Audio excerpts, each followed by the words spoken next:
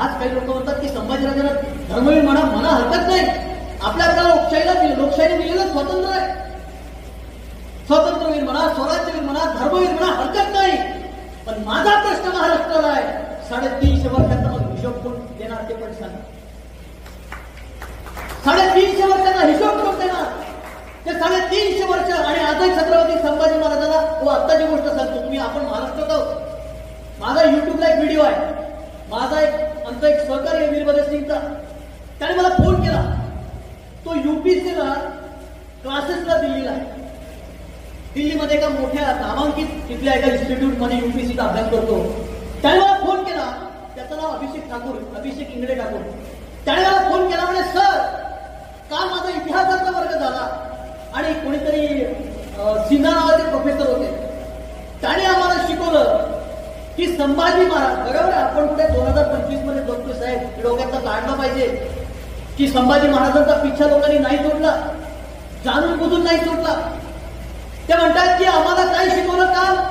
आम्हाला असं शिकवलं की संभाजी महाराज हे दारुडे होते, व्यसनी होते, गिरेल ठाण्याला जाऊन भेटलेला बदफैली युवराज, आत्ता शिकवत आहेत आत्ता. मग मी फोन केला त्या इन्स्टिट्यूटला, त्याला म्हटलं दिल्ली आम्हाला दूर नाही, महाराष्ट्रातल्या लोकांना तुम्हाला फोडू आम्ही, तुमचं ऑफिस तिथे येऊन फोडल्याशिवाय राहणार नाही, तुमच्या क्लासेस सगळ्यात फोडू. आणि दुसऱ्या दिवशी माफी मागितली, तुम्हाला व्हिडिओ मिळेल युट्यूबवर. त्या प्रोफेसरने माफी मागितली आणि तो कोणते संदर्भ वापरतोय? मल्हारराव चिटणीसांचे. संभाजीराजे केल्यानंतर 122, 25, 125 वर्षानंतर लिहिलेली बघा, 125 वर्ष 2025 मध्ये होतं. म्हणजे 1900 मध्ये कधी घटना घडली? मला सांगा, तुमच्या खापराजाचं नाव सांगा. पंजाचं, आपल्या राजाचं नाव माहितीये? पंजाचं. आजेचं मला आजेचं माहितीये, त्याच्यावरती नाही माहिती. 1900 साली घडलेली घटना याला मल्हारराव चिटणीसांना कशी समजली? त्याच्याकडे काय संदर्भ होते? काही नाही. मग त्याच्याकडे जर संदर्भ नव्हते, मग त्याचे संदर्भ घेऊन तुम्ही आज का बरोबर ते चाललेलं आहे?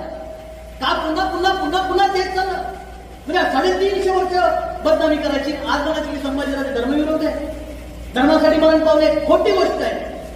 कारण ज्या वेळेला, नीट ऐका, ज्या वेळेला औरंगजेबाने छत्रपती, हे मी सांगत नाहीये, जेवढे समकालीन इतिहासकार आहेत ते सांगतात की ज्या वेळेला औरंगजेबाने संभाजीराजांना पकडलं तर काय प्रश्न विचारले? दोनच. कुठला? एक, तुझा खजिना कुठे आणि 2, माझे कोणते लोक तुला आतमधून मिळत. 2च आहे. तू मुसलमान हो, धर्मांतर कर, कलमा पड, अजिबात नाही. अहो त्याला संभाजीराजांना सोडायचंच नव्हतं. शपथ घेतली होती मोडक्या डोक्याने वेळा औरंगजेब की जोपर्यंत दख्खन आणि मराठ्यांचं साम्राज्य बिघडत नाही तोपर्यंत किमान खाल्लाच नाही. शपथ घेऊन आला होता तो लिहितोय, तो सांगतोय साकी मुत्तेज खान की पहिली चुकी आलमपरहाने केली, दुसरी करणार नाही. तो सोडणारच नव्हता, तो संभाजीराजांना मारणारच होता. पण संभाजीराजांना ठाऊक होतं, मी याला सांगणार तरी आम्हाला मारणार, मी नाही सांगणार तरी आम्हाला मारणार. मग संभाजीराजांनी त्याला एक अक्षर सुद्धा दिलेलं नाही. 42 दिवस. आणि मुत्तेज खान लिहितो की 1 फेब्रुवारीला संभाजीराजांना पकडलं, तेव्हापासून संभाजीराजांनी अन्नपाणी सोडलं, अनाथ नाही. 42 दिवस हा छत्रपती शिवरायांचा छावा मरण यातना भोगतोय, तरी हलत नाही, झुकत नाही, वागत नाही. 42 दिवस. आणि मग जर संभाजीराजे जर व्यसनी असते साहेब, दारोडे असते, व्याभिचारी असते, तर व्यसनी व्याभिचारी माणसाचा तो कधीही शरीर प्रकृतीने बळकट नसतो. अहो 42 दिवस जर मुकाबला करायचा आहे, अन्न पाण्याच्या वाजून तुमच्यावरती जर इतका जीव घेण्यात तुमचा छळ चालले, तुम्ही टिकवूच शकत नाही, तुम्ही जगूच शकत नाही. छत्रपती संभाजी महाराज बलशाली होते, शरीर कमावलं होतं.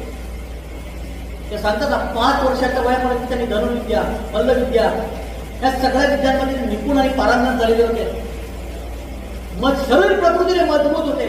याचा अर्थ असा आहे की छत्रपती संभाजी महाराज हे कधी व्याभिचारी, व्यसनी कधी नव्हते.